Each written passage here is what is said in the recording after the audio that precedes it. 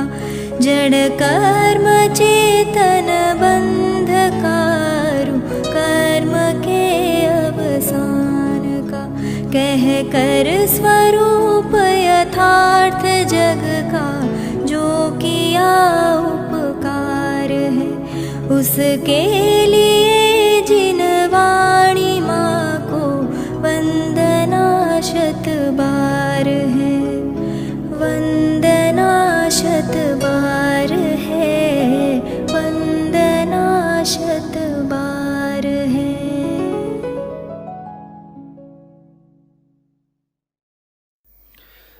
ओम नमः सदेभ्यः ओम नमः सदेभ्यः ओम नमः सदेभ्यः। आत्म बने परमात्मा हो शांति सारे देश में है देश ना सर्वोदय महावीर के संदेश में महावीर के संदेश में 343 અને 44 બે બોલો ઉપર અપૂરું પ્રવચન અપૂરું સ્વાધ્યાય આજે આપણે સાંભળ્યું. પુરુષાર્થ અને ધ્રુવ સ્વભાવ ભાવની દૃષ્ટિ આ બે વિષયો આજના સ્વાધ્યાયમાં આવ્યા. બોલ ગમે તેટલો લાંબો હોય મોટો હોય અને ગુરુદેવશ્રીના 58-60 મિનિટનો કલાકનો સ્વાધ્યાય હોય પણ સહેજે આપણે ધ્યાન રાખીએ તો એક બે વિષય આમાં આવેલા જે માર્મિક વિષય હોય એને સાર રૂપે આપણે તારવી શકીએ સમજી શકીએ.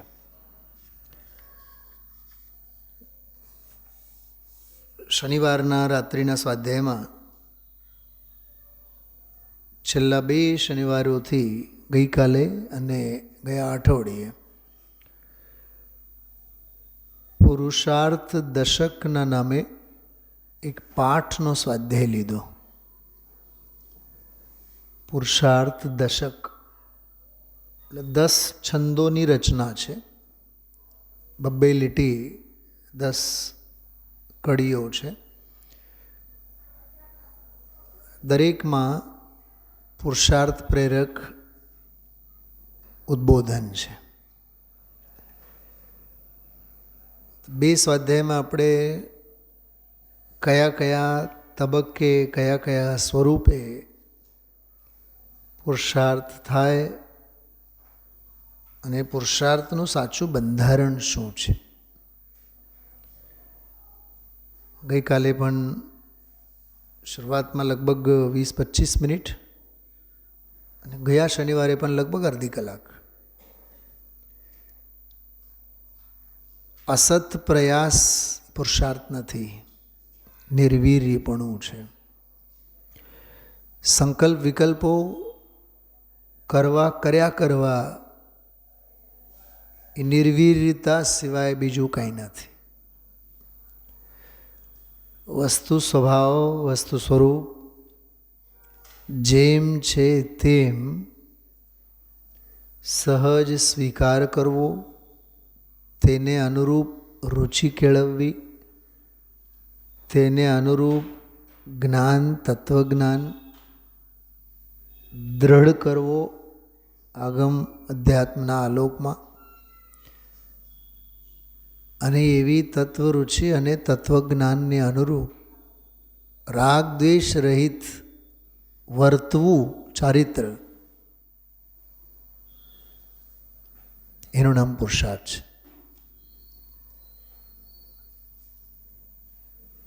કરવાના વિકલ્પો, કરવાના ભાવ કે કરવાની પ્રવૃત્તિ એનું નામ પુરુષાર્થ નથી. અકારક સ્વભાવ, જ્ઞાયક સ્વભાવ, સહજ સ્વભાવ ભાવનો સ્વીકાર એનું નામ પુરુષાર્થ છે.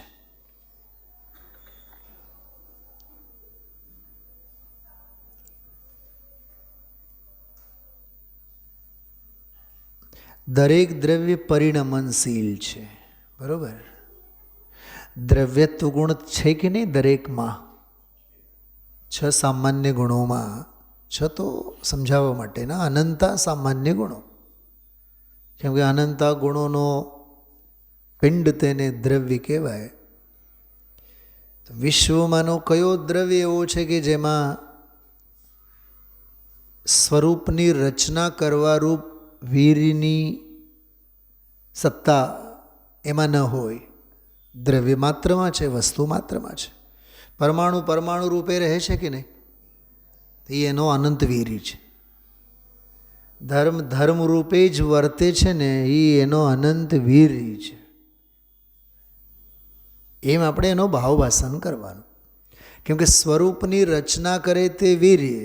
તો ધર્મ ધર્મ રૂપે, અધર્મ અધર્મ રૂપે, કાલ કાલ રૂપે, પૂતગલ પૂતગલ રૂપે, જળ ભાવે જળ પરિણમે, એ અનંત વીરની જાહેરાત છે. અચ્છા, અજીવ પૂતગલ, ધર્મ અધર્મ આકાશકાળ, કોઈ દ્રવ્ય એવું માનતા નથી કે અમે જીવમાં કંઈક કરીએ. અને જીવ ચંચુપાત કર્યા વિના રહેતો નથી કે આ બધામાં અમે કંઈક કર્યા વિના ન રહીએ. પુરુષાર્થની ઊંધાઈ પુરુષાર્થ મૂર્તિ જીવમાં જ છે.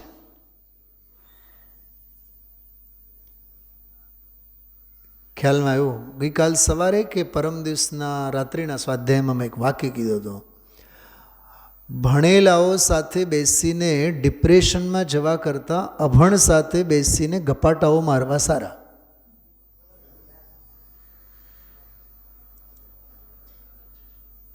ભણેલા ગણેલા સાથે બેસીને ડિપ્રેશનની વાતો કરીએ એના કરતાં અભણ સાથે બેસીને થોડા ગપાટા મારવા સારા. કે હવામાન કેવું છે, તબિયત કેવા રોગો ફાટી નીકળ્યા છે, કેવા દિવસો આવ્યા, ભલાનો ઢીકણું. એટલે ભણેલાઓ સાથે બેસીને ડિપ્રેશનમાં જવું એ તો મનોરોગને નોતરવાની વાત છે. આપણને એમ લાગે કે ભણેલાઓ સાથે બેઠા એટલે પુરુષાર્થ. નહીં, બિલકુલ નહીં. એ નખોદ ખોદવાની વાત છે. આવા જીવોથી તો 14 રાજુ દૂર રહેવાનું. કેમ કે અભણો તો વિકથા કરશે કદાચ, સંસાર શરીર ભોગોની વિકથા. અને ભણેલાઓ તો અજ્ઞાન અને મિથ્યાત્વની પોષક જ ચર્ચા કરશે. સમજાય છે? ઓલા જે છે અજ્ઞાનીઓ, અભણ, એ ચારિત્રના દોષને નોતરશે. આ તો શ્રદ્ધાના દોષને નોતરે, ખાઈ જાય ઉપયોગને. એટલે જિનાગમમાં, માર્ગમાં વીતરાગ કથાને સ્થાન છે, વિજિગીષુ કથાને સ્થાન નથી. જીત અને હાર એના અભિપ્રાયે કોઈ ચર્ચાને, એ ચર્ચા જ નથી, મજૂરી છે. વાદ વિવાદ કરે સો અંધા, સદગુરુ કહે સહજ કા ધંધા. પોઈન્ટ એ ચાલે છે, એ પુરુષાર્થ નથી. પુરુષાર્થ શું છે?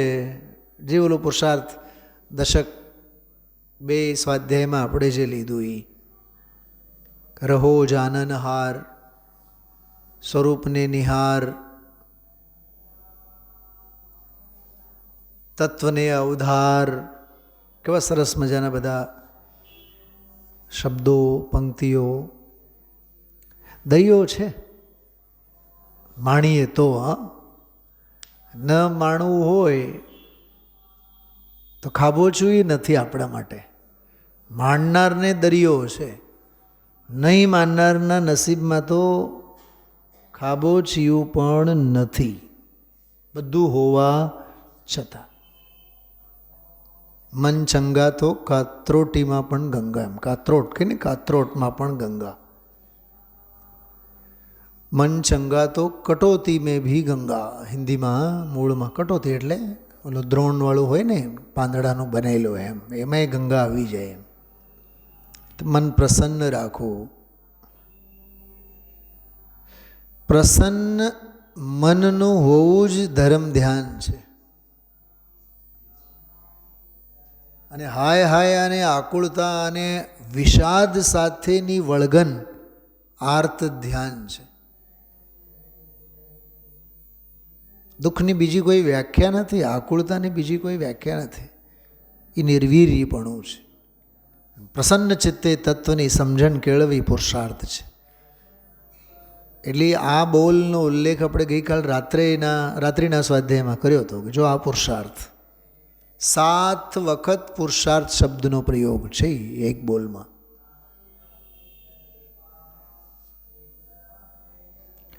અનંત જીવો પુરુષાર્થ કરી સ્વભાવે પરિણમી વિભાવ ટાળી સિદ્ધ થયા.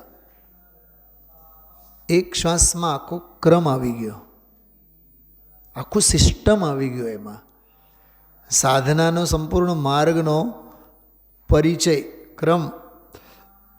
ક્રમવાર પરિચય એમાં આવી ગયો. પુરુષાર્થ કરી સ્વભાવે પરિણમી વિભાવ ટાળી સિદ્ધ થયા. બેન શૈલાબેન, આની બહુ જોરદાર ચર્ચા ગઈકાલ રાત્રિના સ્વાધ્યાયમાં અમે લોકો કરી છે. આ બોલની જ ચર્ચા કરી છે કે સિદ્ધ થયા,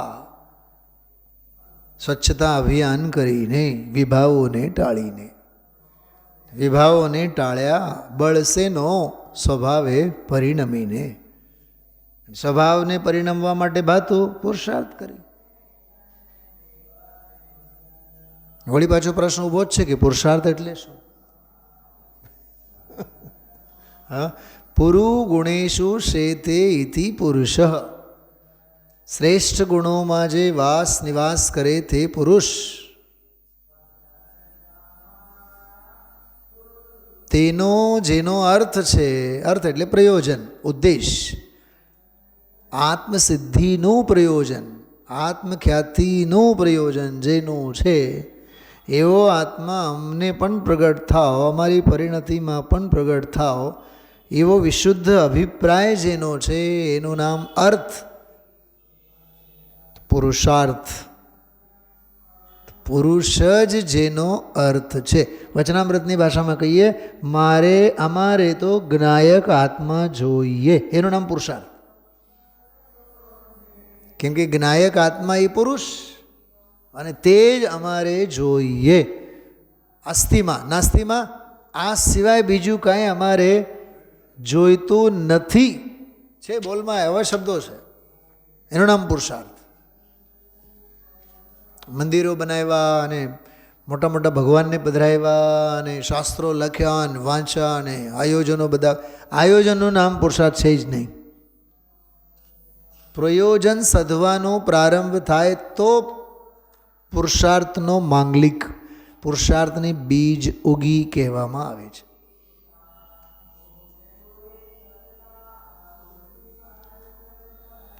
વર્તમાન આ કાળમાં મોક્ષ માર્ગ બહુલોપ, વિચારવા આત્માર્થીને અત્રે કયો અગોપ્ય. અગોપ્ય ખુલ્લું જ છે બધું. મીઠાઈવાળાને ત્યાં જઈએ, કંદોઈવાળાને ત્યાં, તો મીઠાઈ ખુલ્લી જ રાખી.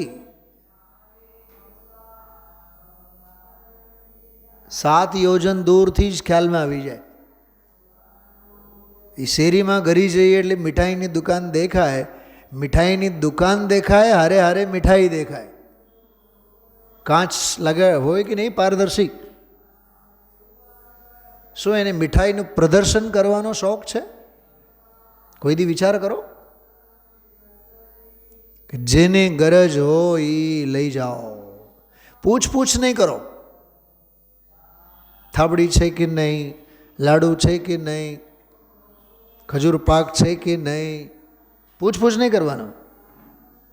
બધા કાચમાં પેટીમાં મૂકેલા છે. એટલું જ નહીં, કોને માટે કેટલો પુરુષાર્થ ચૂકવો એની પ્રાઇસ રેટ પણ લખેલ છે. 480 રૂપિયા કિલો અને 610 રૂપિયા કિલો. પોઈન્ટ સમજાય છે? મીઠાઈ હોય છે, એની કિંમત એ છે. અને કિંમત ચૂકવવા માટે પણ શિખરજી જવું ન પડે. QR કોડ સામે જ થોડા આગળ જ મૂકેલું છે. સીધા મોબાઈલને લઈ જાઓ ને QR કોડ કરો, પૂછવાની જરૂર નથી. કેટલું સહેલું છે ને. એનાથી એ અનંત ગણું સહેલું સ્વભાવનો પુરુષાર્થ છે. કેમ કે ઓલો તો પરાધીન છે, આ સ્વાધીન છે. ખ્યાલમાં આવે? સ્વાધીન હોય એ સ્વાશ્રિત હોય, અને સ્વાશ્રિત સ્વાધીન હોય એ સરળ હોય. સરળતા જેમાં હોય નિરાકુળ હોય. નિરાકુળ જેમાં હોય, જે હોય એમાં થાક ન હોય, શ્રમ ન હોય, પરિશ્રમ ન હોય, ઔપચારિકતા ન હોય, હાથ વગે અને હૈયે વગે હોય. પણ આપણને કરોડોના ધંધા કરવા, કરોડો રૂપિયા કમાવવા, કરોડોમાંથી અબજો બનાવવા સહેલામાં સહેલું લાગે છે. જે નિયમથી પરાધીન છે, પુણ્યને આધીન છે, સંયોગને આધીન છે, અને આકુળતાથી ભરપૂર છે. આકુળતાથી ભરપૂર છે એ આપણને, બોલો ધનજીભાઈ, જેટલું જે દુનિયામાં પરાધીન છે એ કેટલું આપણને સહેલું લાગે છે. બોલો, દુબઈ જેવું સહેલું છે કે અઘરું છે? સાવ સહેલું. પાસપોર્ટ છે ને, વિઝા છે ને, પૈસા તો છે જ, સમય ઘણું છે, જવા આવવા માટેની વ્યવસ્થા એ છે. લાખ પરાધીનતા તોય જીવને કેવું લાગે? સાવ સ્વાધીન લાગે છે કે નહીં? એનું નામ તો અજ્ઞાન છે.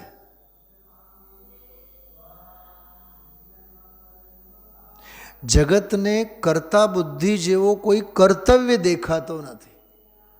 કર્તા બુદ્ધિ જેવો કોઈ કર્તવ્ય દેખાતો નથી. અને જ્ઞાની જીવને અકારક ભાવે રહેવા સિવાયનું બીજું કોઈ કર્તવ્ય છે નહીં. એનું નામ અનંત પુરુષાર્થ છે. એટલે સરળ રહો, સહજ રહો, નિરાકુળ રહો, નિર્ભ્રાંત રહો, નિશ્ચલ્ય રહો, નિર્વિકાર રહો, નિર્દંડ રહો, નિર્દ્વંદ્વ રહો, નિર્માન રહો. આ આગમ આપણને શીખવાડે છે. એટલે પહેલો બોલ પુરુષાર્થવાળો, બીજો બોલ ધ્રુવ દ્રષ્ટિવાળો, સાથે એમાં જ્ઞાન વિવેક કેવો કરે છે. સેમ ટુ સેમ આવો બોલ આ પહેલાં પણ એક આવેલો છે. સેમ ટુ સેમ, થોડાક ફેરફાર છે. ધ્રુવની દ્રષ્ટિ તો પૂર્ણ ઉપર હોય છે, સાથે જાગૃત જ્ઞાન જે છે એ વિવેક રાખે છે. બિલકુલ એવો જ એક બોલ પાછળ પણ આવેલો છે. તો પુરુષાર્થની વ્યાખ્યા અને ધ્રુવ સામાન્ય દ્રષ્ટિની વ્યાખ્યા બહુ અદ્ભુત બોલ છે બંને બોલો. અનંત જીવો પુરુષાર્થ કરી સ્વભાવે પરિણમી વિભાવ ટાળી સિદ્ધ થયા. માટે જો તારે સિદ્ધ મંડળીમાં ભળવું હોય તો તું પણ પુરુષાર્થ કર. કાલે મેં કીધું હતું, મુમુક્ષુ મંડળમાં તો તું છે જ, મહિલા મંડળમાં તો તું છે જ, દુનિયાના ચંડાળ ચોકડીના મંડળમાં તો છે જ.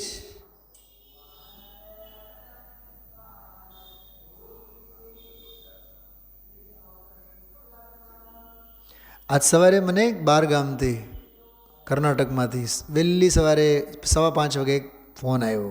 ત્યારે તો ઉપાડ્યો નહીં મેં. પછી 6-1 વાગે મેં ફોન કર્યો. બોલો બોલો, શું હતું કામ?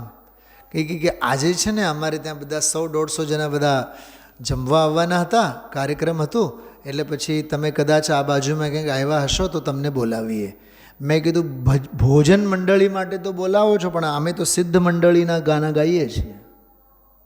એને કીધું નહીં, મેં મનમાં વિચાર, સિદ્ધ મંડળીમાં કોઈ નહીં બોલાવે. લગ્નના રાગ રંગમાં બધાએ હાથ જોડી જઈને નમો નમો કરીને બોલાવ. સાહેબ, તમારા વગર તો અમારા કાર્યક્રમની શોભા જ નથી. મોકલે ખરા, કંકોત્રી મોકલે ખરા, ફોને કરે ખરા, ઘરે આવીને પણ કહે ખરા. કેમ કે રાગી રાગનું આમંત્રણ નહીં આપે તો શું આપે? અને મૃત્યુના પ્રસંગે તો પછી સહાનુભૂતિના નામે, લોક વ્યવહારના નામે આપણે જ જવાનું હોય. અને મેં એ તો ઘણીવાર વાત કરું છું, આ પંચમ કાળમાં ગુરુદેવશ્રીની સભા માટેના શ્રોતા મળે કે નહીં મળે, ઉઠમણીયા શ્રોતા તો ઘણા મળે. મરસિયા શ્રોતા કહેવાય, મરસિયા. કુંવરજીભાઈને ઓલા સાધુએ કીધું રાતડિયા શ્રોતા કેવા.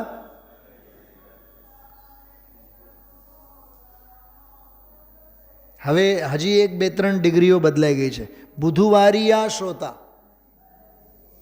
રવિવારિયા શ્રોતા, સન્ડે જ આવે. આ શું છે બધા? હું બાળકોની વાત નથી કરતો, મોટેરાઓની વાત કરું છું. અમારે સ્વાધ્યાયમાં આવવા માટે રવિવારે એક ટાઈમ મળે. ક્યાં જાય છે આપણું જીવન વિચાર કરો.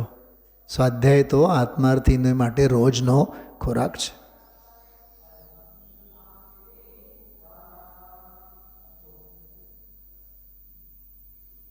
સોમવારથી શનિવાર સુધી તો હોળી હળગતી હોય, એક રવિવારનો આ ટીપું શા કામનું?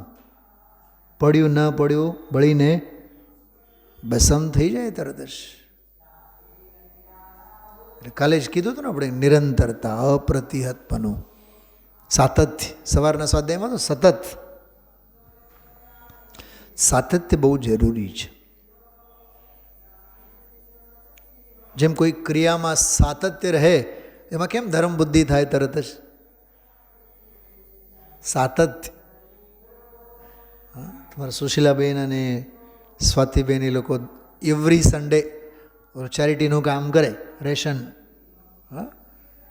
ઘઉં અને ચોખા અને તેલ અને ગોળ અને ગરીબોને આપવાનું એક કામ રોજનું, દર રવિવારનું. કંટ્રોલવાળા હોય ને, રાશનની દુકાન ખોલીને બેઠા હોય. કેમ સાતત્ય હંમેશને માટે થાય એવું છે. આ સાતત્ય ટેવ પાડો, આની સારી એવી ટેવ પાડો. વ્યસનમ શ્રુતૌ એમ કહેવાય.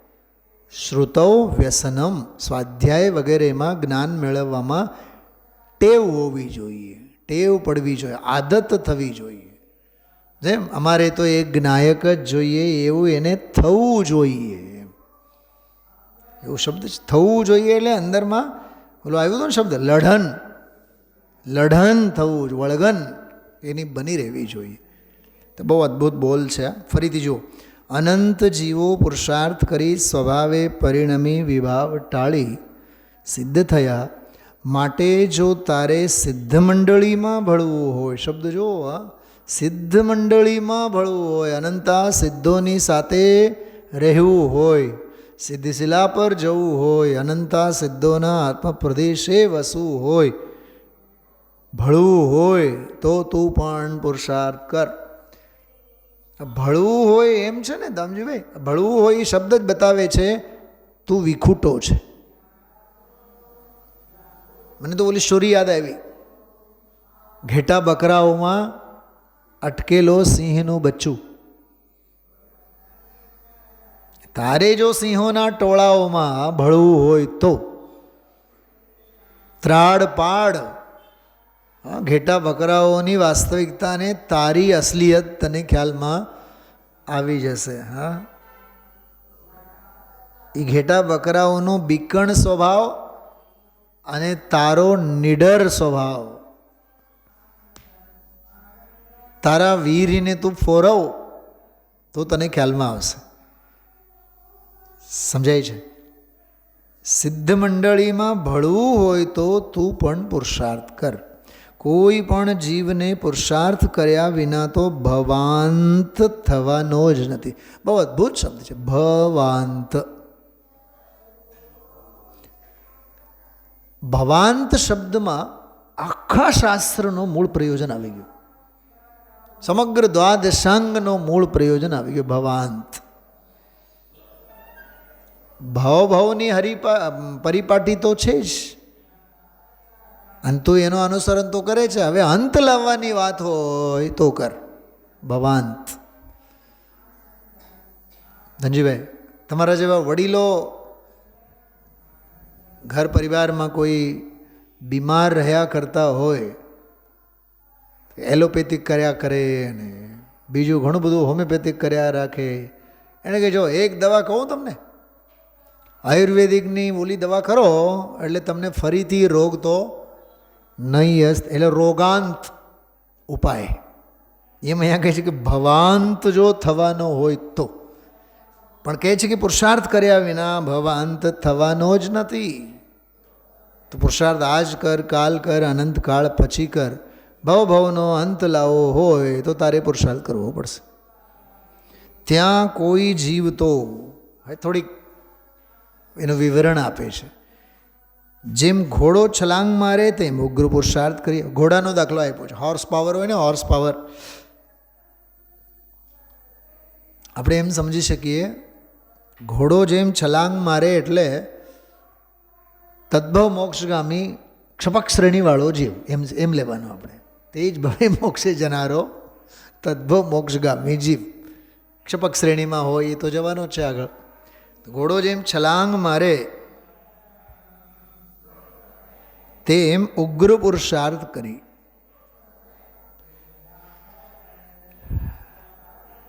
જો એક વાત સમજો, મંદ પુરુષાર્થ કરો કે ઉગ્ર પુરુષાર્થ કરો, પણ પુરુષાર્થ કરો. મંદ પુરુષાર્થને ઉગ્ર પુરુષાર્થમાં ફેરવતા વાર નહીં લાગે. જેમાં 4 વ્હીલર હોય ને, ગાડીઓ ચાલુ થયા બાદ સ્ટાર્ટ થાય, ફર્સ્ટ ગેર માત્ર એને આગળ ધક્કો મારવા માટે હોય છે. એ ક્યાં ફર્સ્ટ ગેર ઉપર કંઈ આગળ એ દોડે નહીં, જરીક આગળ જશે. જરીક આગળ ગઈ ન ગઈ તરત જ સેકન્ડમાં, બરાબર. અને પછી પૂરું પાર્ટ એને દોડાવવું હોય તો પછી 3rd 4th ઉપર એને લઈ જવું પડે. 5th 4th 3rd 3rd 4th 5th.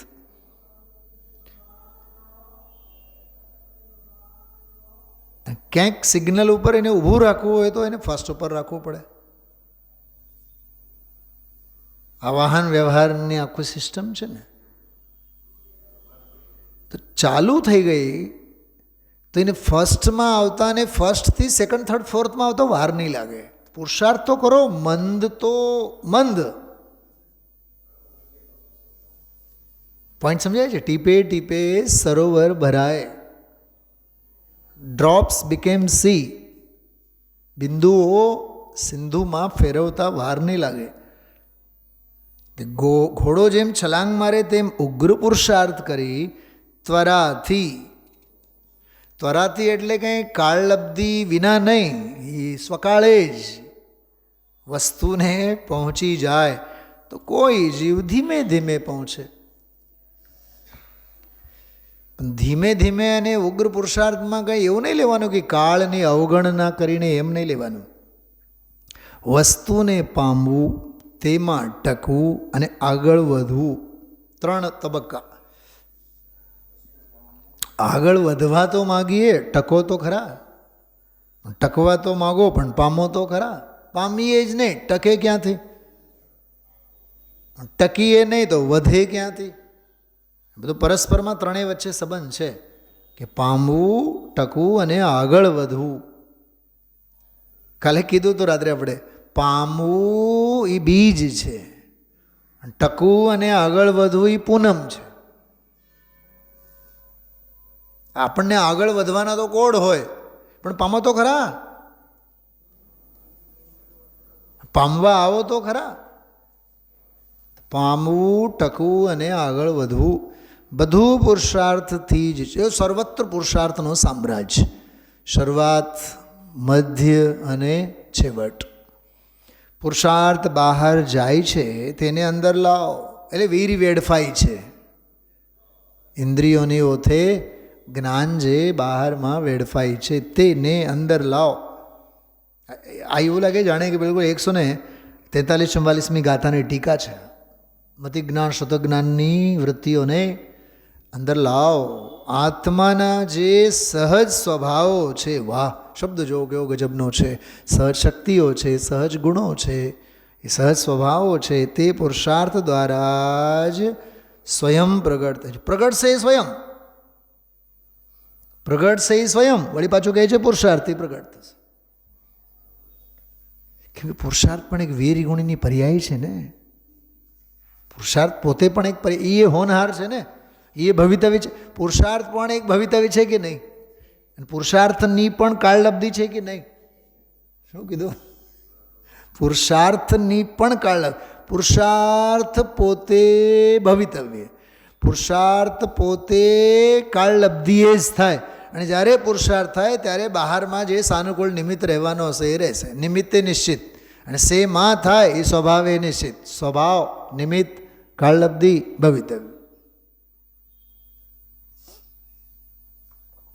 એવો આ અદ્ભુત પુરુષાર્થ સંબંધીનો બોલ હતો. હવે સામાન્ય દૃષ્ટિ, દ્રવ્ય દૃષ્ટિવાળો જો, જ્યાં સુધી સામાન્ય તત્વ, ધ્રુવ તત્વ ખ્યાલમાં ન આવે ત્યાં સુધી અંદર માર્ગ ક્યાંથી સૂઝે અને ક્યાંથી પ્રગટે.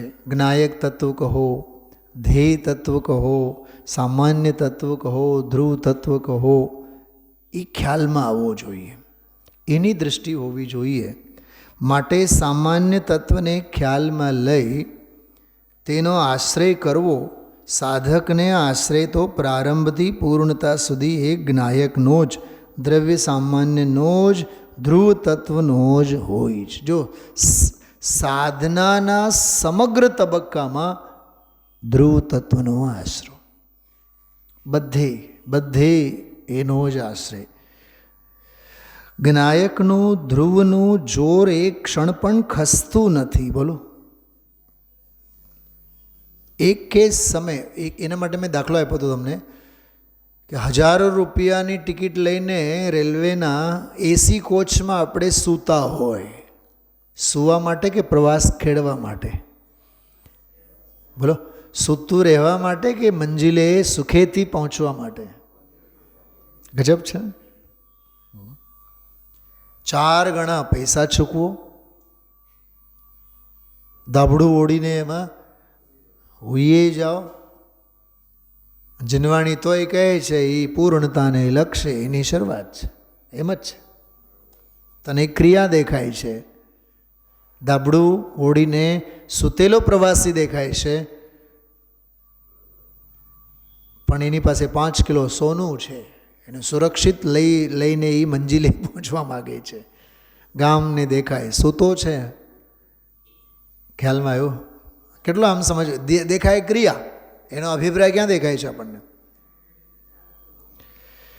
જ્ઞાયક સિવાય કોઈને સ્વીકાર, બહુ સરસ અદ્ભુત વાત છે. દૃષ્ટિ જ્ઞાયક સિવાય કોઈને સ્વીકારતી નથી, ધ્રુવ સિવાય કોઈને ગણકારતી નથી. મેં કાલે જ્યારે બોલ વાંચ્યો ને, 2-3 વખત આમ મૂળ બોલ જ વાંચ્યો, તો મને એમ થયું દૃષ્ટિને પૂછો તો ખરા, તું કોણ છે?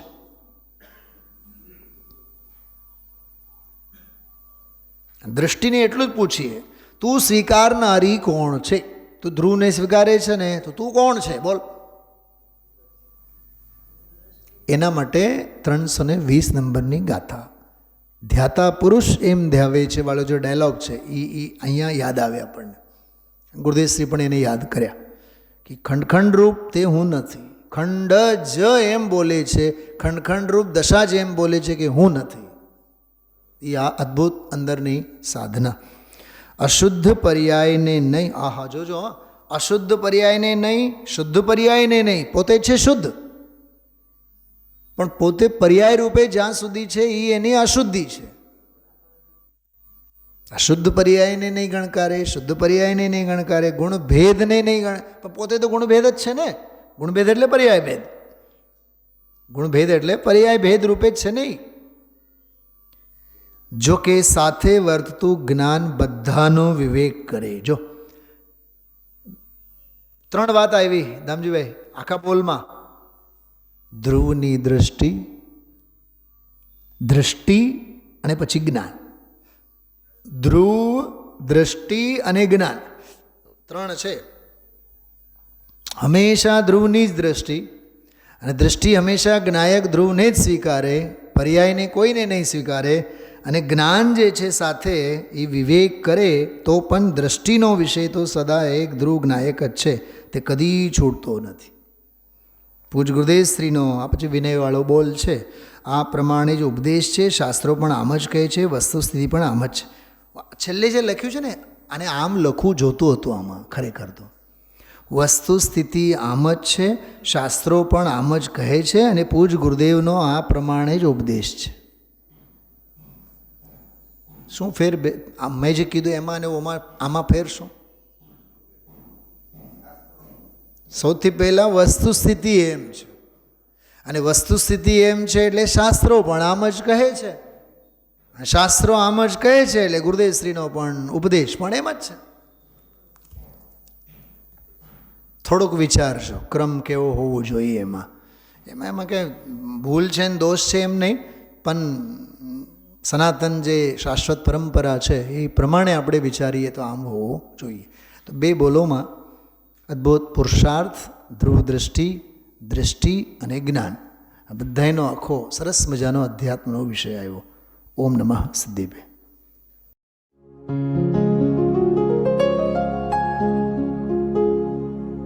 निज निधि निज में बताए, यह अनंत उपकार है उसके लिए जिन वाणी माँ को वंदना शत बार है, वंदना शत बार है, वंदना शत बार है.